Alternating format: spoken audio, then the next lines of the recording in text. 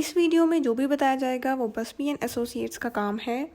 میں اپنی طرف سے کچھ نہیں کہہ رہی ہوں، میں صرف ایک وائس اوور آرٹسٹ ہوں جو مسٹر بسمی کے الفاظ کو آواز دے رہی ہوں۔ مسٹر بسمی کہتے ہیں کہ میرا نام مائیکل بسمی ہے، میں ٹیکساس کا خاندانی قانون اور طلاق کا وکیل ہوں جو ہیرس اور فورٹ بینڈ کاؤنٹی ٹیکساس میں خاندانی قانون اور طلاق پر عمل پیرا ہوں۔ مسٹر بسمی کا کہنا ہے کہ جب آپ شادی تحلیل کرتے ہیں تو دھوکہ دہی اور زیا کے دعوے کیے جا سکتے ہیں، اور پھر یہ بھی کہ ایک شریک حیات دوسرے شریک حیات بیوہ ہو جاتا ہے۔ میں عام طور پر کمیونٹی پراپرٹی کی تعریف سے شروع کرتا ہوں تاکہ اسے جائیداد کے تصورات اور آف سیٹ کی مجموعی تفہیم دی جا سکے جو غیر منصفانہ مزاج کی بنیاد پر کی سکتی ہے۔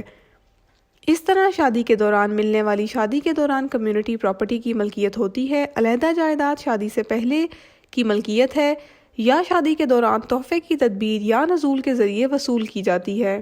تحلیل ہونے پر ہر چیز کو کمیونٹی کی ملکیت سمجھا جاتا ہے اور اسے واضح اور قائل شواہد سے تلاش کرنا چاہیے تاکہ یہ ظاہر ہو سکے کہ یہ علیحدہ جائیداد ہے۔ علیحدہ جائیداد کی مثالیں شادی سے پہلے ایک گھر کی ملکیت ہوگی،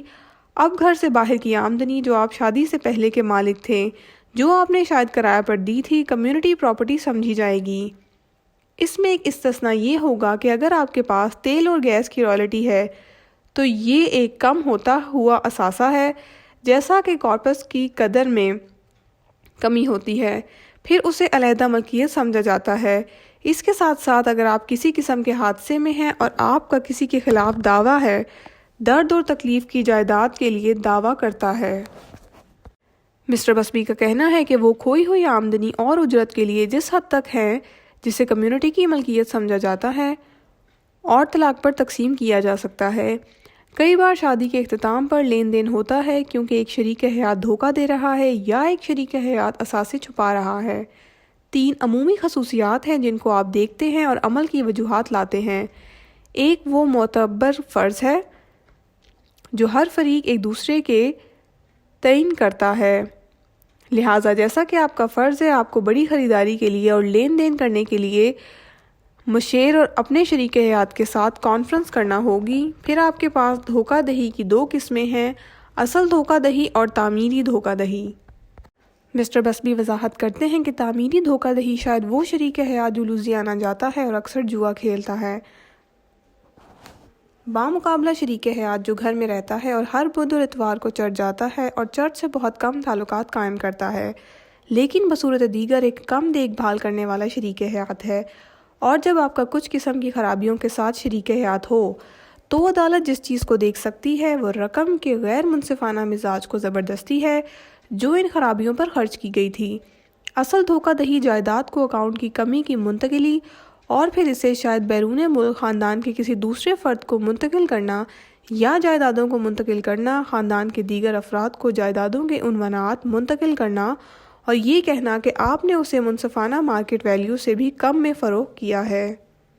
مسٹر بسمی کہتے ہیں اور پھر آخر میں ہم زیا ہے۔ زیا اور تعمیری دھوکہ دہی ایک جیسی ہے اور انہیں کئی بار ایک دوسرے کے ساتھ استعمال کیا جاتا ہے۔ زیا کے دعوے کے ساتھ یہ سب سے بہتر شوہر کے محبوب کے طور پر خصوصیت ہے اور ان رات کے کھانے،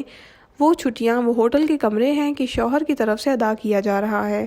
زیادہ تر حصہ کے لیے خواتین کے ساتھ یہ رقم ہے کہ اس کے خاندان کو بھیجا جاتا ہے، شاید بیرون ملک جا رہا ہے۔ میرے پاس ایک بار ایک چینی جوڑا تھا جہاں شوہر کا تعلق مین لینڈ چین سے تھا اور بیوی کا تعلق تائیوان سے تھا، اور بیوی نے اپنے خاندان کو تائیوان میں ایک گھر خریدنے کے لیے $2 لاکھ کہے تھے جس کے لیے شوہر نے رضامندی نہیں دی تھی۔ مسٹر بسمی بتاتے ہیں کہ شوہر کا پچھلی شادی سے ایک بیٹا تھا جس کے لیے وہ اس بیٹے کو ہر ماہ بھتہ ادا کرتا تھا، جبکہ وہ بیٹا کالج میں تھا جسے بیوی نے منظور نہیں کیا تھا۔ چنانچہ ہر فریق نے ایک دوسرے کے خلاف زیا کے دعوے ختم کر دیے تھے۔ یقیناً شوہر کا دعویٰ کم تھا کیونکہ اس نے اپنے بیٹے پر تقریباً $36 خرچ کیے تھے، اور پھر بیوی نے بیرون ملک بھیجے گئے $2 لاکھ سے زیادہ خرچ کیے تھے۔ لہٰذا تحلیل کے تناظر میں شادی کے اختتام پر علاج، جب آپ کے پاس زیا دعوے دھوکہ دہی کا دعویٰ ہے، ریاست کی تشکیل 9 ہے، لہٰذا زیادہ تر حصہ آپ کو ان اشیاء کا سراغ لگانے کی ضرورت ہے اور آپ کو خاص طور پر یہ دکھانے کی ضرورت ہے کہ لین دین کہاں ہوا ہے۔ ایک معاملہ ہے جس کا میں نے پاور پوائنٹ میں حوالہ دیا ہے جو اس کے برعکس کہتا ہے۔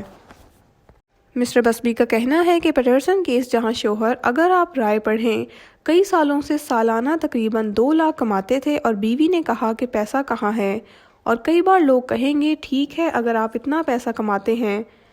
تو آپ کا ایک مخصوص طرز زندگی ہے اور یہ شاید کپڑوں اور رہن پر خرچ کیا گیا تھا، لیکن اس مخصوص جج کے ساتھ جو آپ ریٹائرڈ ہے وہ بہت مادری تھی اور یقینی طور پر ایک نرگسیت پسند خاتون تھی۔ اس کی رائے تھی کہ آپ کو یہ سب کچھ تلاش کرنے کی ضرورت ہے اور آپ کو صرف ایک الزام لگانے کی ضرورت ہے، اور میں نے وہاں خواتین کی نمائندگی کی ہے اور ایسے الزامات لگائے گئے ہیں جو کسی ایسے شخص سے ملتے جلتے ہیں جو کاروبار کا مالک تھا اور ان کے پاس ایک بیٹے سے $3 لاکھ تھے جو انتقال کر چکے تھے اور انہوں نے اسے ایک ٹاٹ دعوے کے ذریعے وصول کیا تھا۔ انہوں نے ایک بیکری میں سرمایہ کاری کی اور بیکری کی آمدنی اور اخراجات تقریباً 30,000 ماہانہ تھے اور 5 سال کے دوران 3 لاکھ خرچ ہو جاتے، لیکن پھر بھی وہ بیوی کے بعد بہت سختی سے باہر آئی کیونکہ بیوی تمام اثاثوں کو کنٹرول کرتی ہے اور شوہر کو غیر متناسب حصہ دیا جاتا تھا، لیکن اس کی وجہ یہ بھی تھی کہ بیوی نے کچھ جائیدادیں ارد گرد منتقل کر دی تھیں اور کچھ اور شواہد بھی تھے جو اس کے حق میں نہیں تھے، لیکن یہ غیر معمولی بات ہے اور جیسا کہ میں نے کہا ہے کہ وہ جج اب ہیرس کاؤنٹی میں ریٹائرڈ ہو چکے ہیں، لیکن یہ معاملہ وہاں موجود ہے جو اس خطے میں قابل عمل اور پابند ہے۔ جب تک یہ دوسری صورت میں نہیں ہوتا آپ کے پاس ایک نیا کیس سامنے آتا ہے جو اس معاملے کو ختم کر دیتا ہے۔ لہٰذا زیادہ تر میرا مشورہ یہ ہوگا کہ کسی بھی ضیاء کے دعووں کا سراغ لگائیں، اور اگر آپ اس کا سراغ نہیں لگا سکتے تو آپ کی fall back position Peterson case ہوگی۔ مسٹر بسبی کہتے ہیں کہ میرا نام مائیکل بسبی ہے اور دیکھنے کے لیے آپ کا شکریہ۔